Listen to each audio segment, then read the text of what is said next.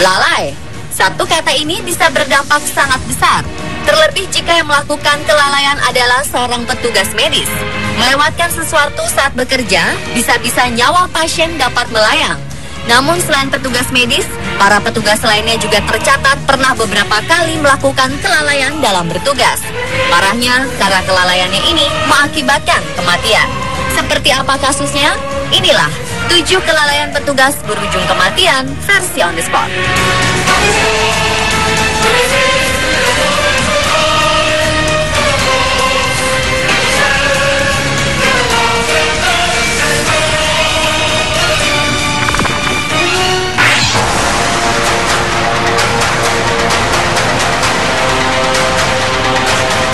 2011 lalu, nasib mengenaskan harus dialami seorang nenek. Tragis, si nenek justru meninggal di rumah sakit gara-gara petugas lupa memberinya makan selama 4 hari. Nenek bernama Hildegard Michalensky, 67 tahun, asal Buckinghamshire, dirawat di rumah sakit karena mengalami cedera kepala dan patah tulang rusuk setelah mengalami kecelakaan. Dokter memutuskan untuk memberinya makan langsung ke perut melalui tabung makanan karena ia selalu tersedak saat makan menggunakan mulut. Namun naas, petugas rumah sakit lupa memasok tabung dengan nutrisi yang dibutuhkan selama 4 hari. Si nenek meninggal di rumah sakit diduga karena malnutrisi. Pemeriksaan yang dilakukan diketahui Stoke Mandeville Hospital di Buckinghamshire, Inggris yang merawat sang nenek telah lalai dan terlambat memberikan perawatan pada pasien di akhir pekan. Para dokter awalnya fokus pada cedera kepala dan patah tulang rusuk. Namun putrinya, Stringer, mengatakan ia khawatir ibunya kurang gizi karena tubuhnya terlihat sangat kurus. Ia terus-menerus meminta staf rumah sakit memberinya banyak makan karena sang ibu sudah kurus dan hanya makan sedikit. Namun justru ia melihat staf catering mengabaikannya.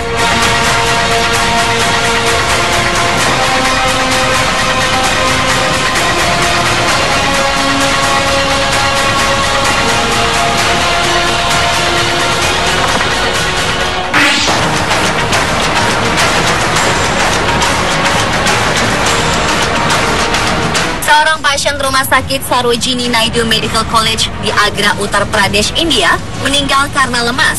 Hal ini terjadi setelah petugas medis diduga tertidur dan lupa mengecek kondisi tabung oksigen pasien.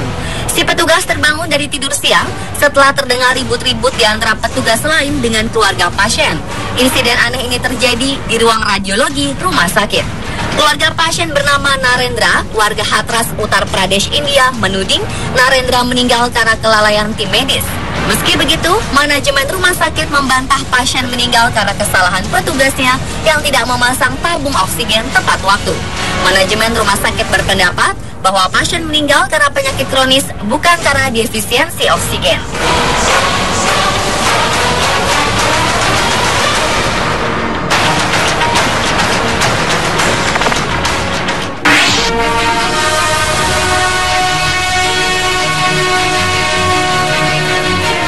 Peristiwa tragis terjadi di Anliang Department Store di kota Jinzhou, Hubei, Tiongkok. Xiang Liu Juan tewas tertelan eskalator setelah menyelamatkan putranya dari maut. Kantor berita FVP melaporkan ibu berusia 30 tahun ini sedang menggandeng si anak menaiki eskalator. Namun ketika tiba di penghujung eskalator, tiba-tiba saja panel eskalator terbuka hingga mengakibatkan perempuan ini kehilangan keseimbangannya. Saat mulai terjatuh, ia berusaha mendorong putranya yang kemudian segera diselamatkan petugas toko yang sedang berdiri. Tragis, eskalator terus bergerak dan menelan tubuh Xiang. Petugas pemadam kebakaran memerlukan waktu lebih dari 4 jam untuk membuka mesin eskalator. Sayangnya mereka menemukan korban sudah tidak bernyawa. Investigasi menunjukkan perbaikan baru saja dilakukan di eskalator maut ini. Rupanya petugas teknisi lupa untuk menormalkan kembali fungsinya. Kecelakaan ini menimbulkan kehebohan di Tiongkok, terutama di media sosial Weibo. Berbagai kecaman bermunculan terhadap manajemen pusat perbelanjaan yang diduga telah lalai dalam melayani pengunjung.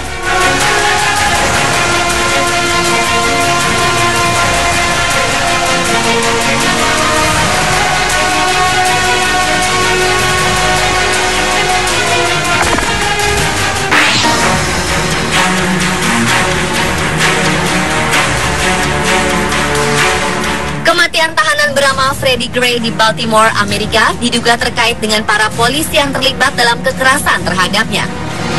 Sedikitnya ada 6 polisi yang dijerat dakwaan pembunuhan dan kekerasan terhadap Gray.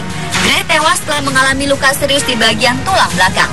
Kematian Gray memicu unjuk rasa besar-besaran yang memprotes kebrutalan petugas polisi di Amerika. Disebutkan pula bahwa Gray mengalami cedera leher parah dan dalam kondisi kritis sebagai akibat dari diborgol, dirantai kakinya, dan tidak diberi sabuk pengaman saat di dalam van polisi yang terus bergerak. Para petugas ini dianggap mengetahui kondisi Gray yang cedera di dalam mobil, namun gagal memberikan bantuan medis secepatnya. Gray sempat mengeluh dirinya kesulitan bernapas ketika petugas Goodson memeriksanya. Namun Goodson mengabaikan keluhan Gray tersebut. Ketika tiba di kantor polisi, Gray sudah tidak memberikan respon dan segera dilarikan ke rumah sakit setempat. Gray sempat menjalani operasi di rumah sakit, namun Gray dinyatakan meninggal dunia.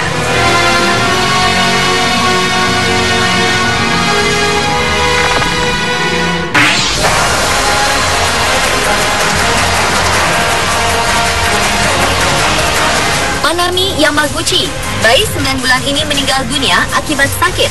Saat meninggal, ia dititipkan di tempat penitipan anak bernama Toys di Utsunomiya di prefektur Tochigi.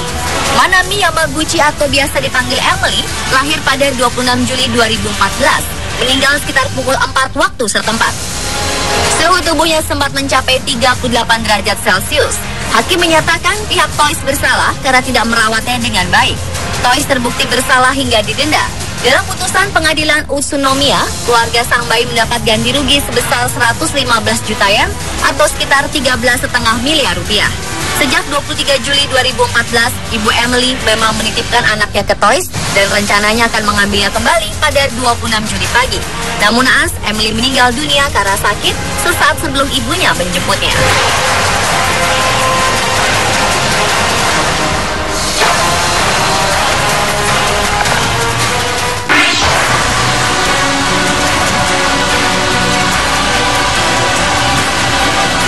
Kebakaran yang menghanguskan 7 rumah di Jalan Kiai Haji Hasan Basri, Gang 1 RT 28, Samarinda Ilir, sekitar pukul 13 waktu Indonesia Tengah, sepenuhnya dapat dikendalikan pemadam kebakaran Samarinda. Namun belum sepenuhnya tugas damkar selesai, 2 anggotanya yakni Teja Chandra dan Budi Santoso tewas terkena sengatan aliran listrik ketika keduanya sedang bertugas memadamkan api. Atas musibah ini pula, ratusan pasukan damkar Samarinda menyerbu kantor perusahaan listrik negara PLN Cabang Samarinda untuk menuntut pertanggungjawaban atas musibah tewasnya 2 rekan kerja mereka itu. Diduga masalah ini bukan hanya sekali ini saja terjadi. Diketahui saat tragedi, 2 nyawa melayang gara-gara kelalaian petugas PLN yang tetap mengalirkan listrik di daerah terjadinya kebakaran. Manajer cabang PT PLN Samarinda, Insinyur Darutri Cahyono pun keluar untuk menemui para petugas pemadam kebakaran untuk meminta maaf sekaligus menyampaikan bela sungkawa yang sedalam-dalamnya atas kejadian tersebut. Pihaknya langsung melakukan investigasi atas wafatnya 2 anggota damkar yang terkena sengatan aliran listrik tersebut.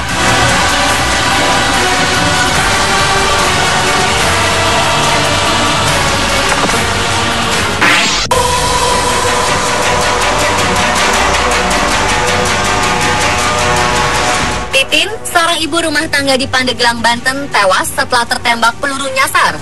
Kapolda Banten, Brigjen Polisi Boy Rafli Amar, tidak menampik kemungkinan proyektil peluru yang menewaskan Titin ini berasal dari senjata polisi yang tengah mengejar begal.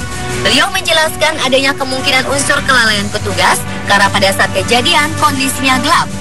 Walau begitu, mereka masih mencari tahu siapa yang bertanggung jawab. Selanjutnya, Polda Banten juga melakukan uji balistik untuk memastikan jenis peluru yang bersarang di tubuh perempuan yang juga ibu dari 3 orang anak ini. Jika dari hasil uji balistik membenarkan adanya kelalaian petugas kepolisian, Boy mengatakan bahwa pihaknya akan menindak serta akan memproses sesuai dengan hukum yang berlaku. Diberitakan sebelumnya, Titin warga kampung Cihere, Desa Mekarsari, Kecamatan Panimbang, Kabupaten Pandeglang, Banten, tewas bersimbah darah tertembus timah panas saat hendak mengambil sayuran di belakang rumahnya Maret 2015 lalu.